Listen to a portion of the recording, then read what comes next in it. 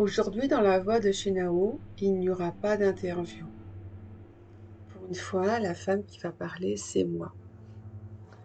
Je reviens du chemin de Compostelle, 125 km en 8 jours, du Puy-en-Velay jusqu'à Nazbinal. Et depuis mon retour, on m'a posé plusieurs fois cette question. Pourquoi tu avais besoin de faire ça? Et finalement, avant de partir, je n'avais pas forcément la réponse. Je savais simplement une chose, j'avais besoin de partir seule, de me foutre la paix. C'était viscéral. Je pense que vous compreniez le sens. Comme si quelque chose en moi me disait, vas-y, c'est le moment. Et pourtant, partir seule me faisait peur. Avant même de commencer à marcher, il fallait arriver au Puy-en-Velay. La Bretagne, c'est loin. 4 correspondances.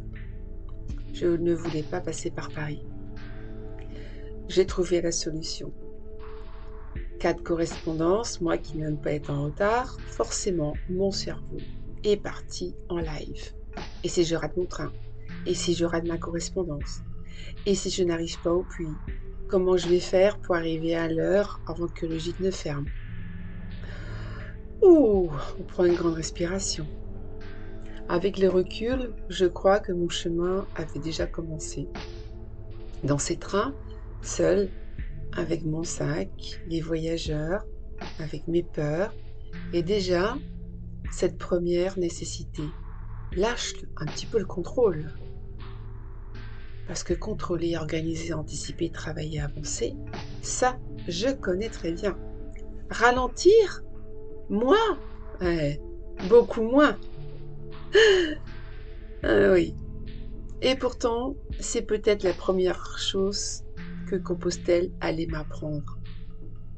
Alors je suis partie, seule, avec mon sac sur le dos. 9,5 kg.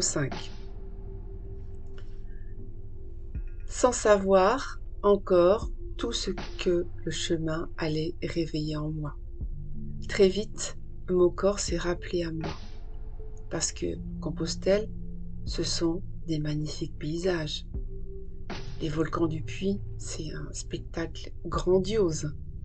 Ça m'a rappelé ma période au Québec. Magnifique.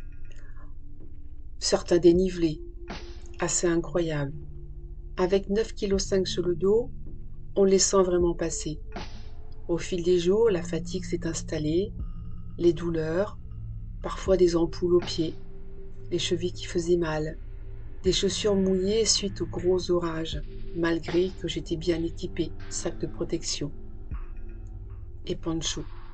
Et parfois, le ras-le-bol de remettre des vêtements qui n'étaient pas tout à fait secs. Des moments où j'ai eu envie d'abandonner. Des moments où je me suis demandé mais qu'est-ce que je fous ici? Et certains jours, j'étais simplement ronchonchon.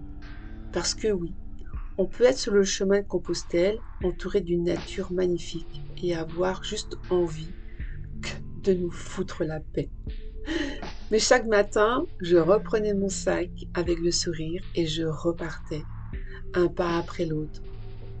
Je ne marchais pas particulièrement vite, mais finalement tant mieux, parce que j'ai commencé à regarder. Au début, je marchais pour arriver. Et oui, mon étape était prévue, sous les conseils. J'ai réservé, grosse période au mois d'août, on me dit réserve des étapes. Mais dans ma tête, c'était simple, il fallait juste avancer. Sauf que parfois, j'arrivais trop tôt. Les gîtes étaient fermés. Alors il fallait attendre. Attendre? Quoi? Moi? Et petit à petit, j'ai appris.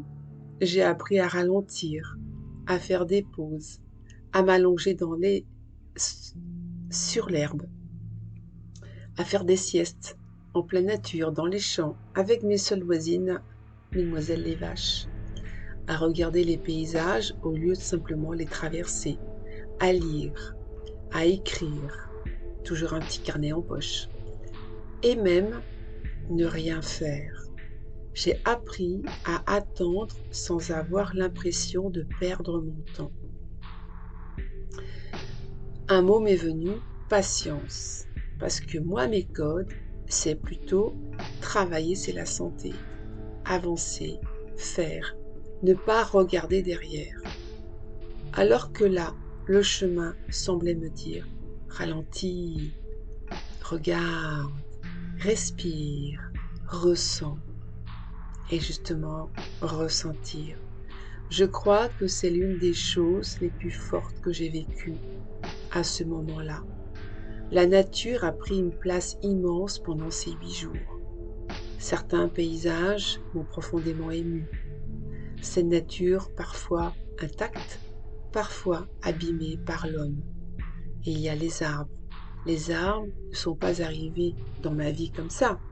Ils ont toujours eu une place particulière pour moi. À certaines périodes de ma vie, notamment lorsque je vivais dans la région parisienne, il y avait une forêt à côté. C'était un moment ressource, une façon de retrouver quelque chose de plus calme, de plus profond, de plus ancré. Puis la vie avance, on court, on travaille, on s'occupe de 1000 choses. Et parfois, on s'éloigne sans vraiment se rendre compte de ce qui nous faisait du bien. J'ai retrouvé cette connexion, cette force, cet ancrage, cette sensation d'être là simplement. Je me souviens particulièrement d'une forêt. J'étais épuisée. Je venais de faire des dénivelés pendant plus de 4 heures. C'est ça Compostelle, 4-6 heures de marche par jour. Je sentais mon corps fatigué. J'avais plus de force, mais il fallait que j'avance. Je traverse la forêt, le vent s'est levé. J'entendais les feuilles bouger au-dessus de moi, les branches. À cet instant, ça m'a fait tellement de bien, je ne me suis pas sentie seule. Ça m'a redonné de l'énergie. Je me suis arrêtée, j'ai respiré, j'ai ressenti, j'ai eu de l'émotion et je suis repartie sans chercher à comprendre, sans analyser, juste en prenant ce que la nature m'offrait à cet instant. Aujourd'hui, je sais que j'ai besoin de redonner une vraie place aux arbres dans ma vie. Moi qui ai toujours eu un lien très fort avec la mer, je réalise que j'ai besoin des deux, du mouvement de la mer et de l'ancrage des arbres. Parce que finalement, s'ancrer ne veut pas dire arrêter d'avancer. C'est peut-être simplement savoir où sont ses racines pour pouvoir continuer son chemin. Le chemin, c'est aussi des rencontres. Je suis partie seule. J'ai marché seule pendant des moments de la journée. Mais j'ai aussi rencontré des personnes formidables. Nathalie, Zoé et plein d'autres. Avec Nathalie, nous avons passé presque 2 jours ensemble. Bizarrement, on était quasiment dans les mêmes gîtes. Nous avons échangé, rigolé, pleuré, beaucoup réfléchi, raconté nos vies. J'ai eu le sentiment que cette rencontre arrivait au bon moment. Elle m'a apporté des réflexions.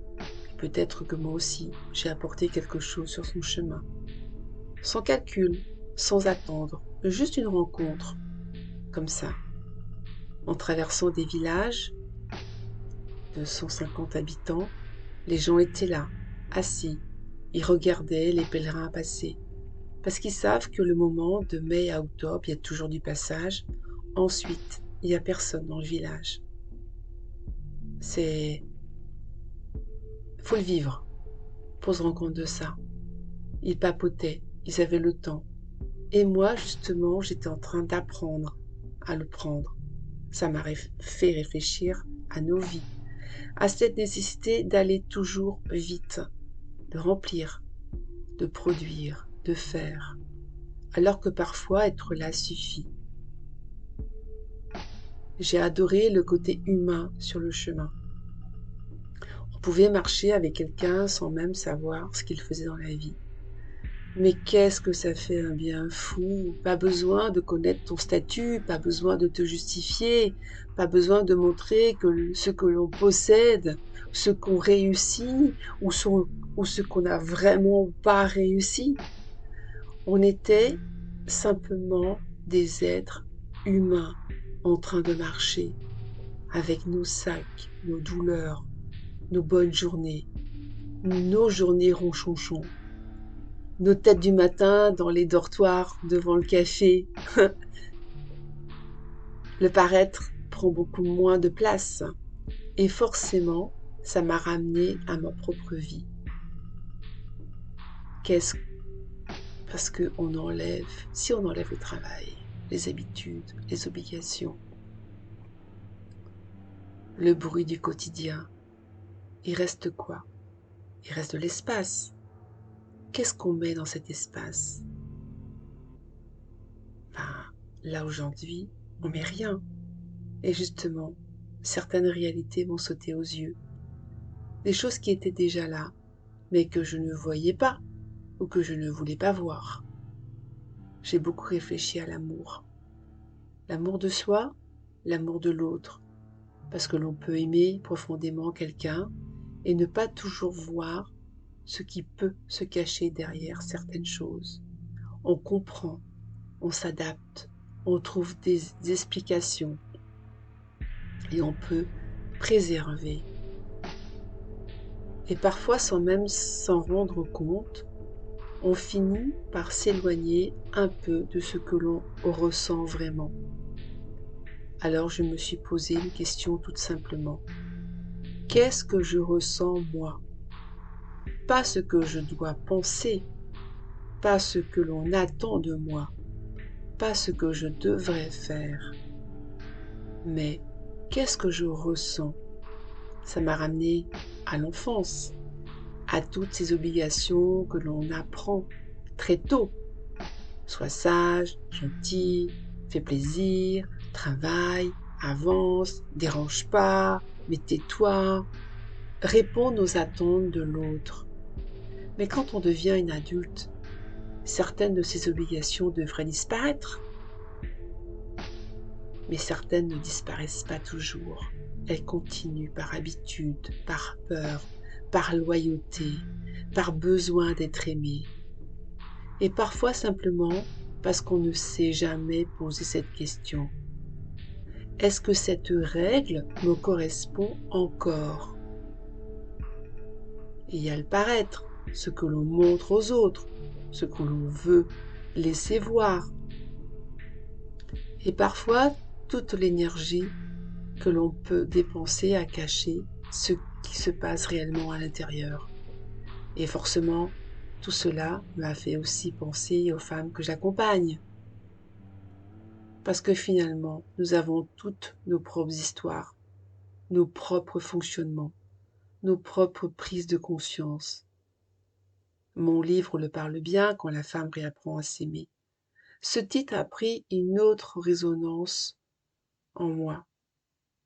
Parce que réapprendre à s'aimer, c'est peut-être aussi réapprendre à s'écouter vraiment, à ressentir, à reconnaître ce qui nous convient encore, ce qui ne nous convient plus. Et je crois que c'est peut-être là que le chemin m'a le plus surprise. Il ne m'a pas appris à aller vers les autres, ça je sais faire. Il ne m'a pas appris à donner, ça je sais faire.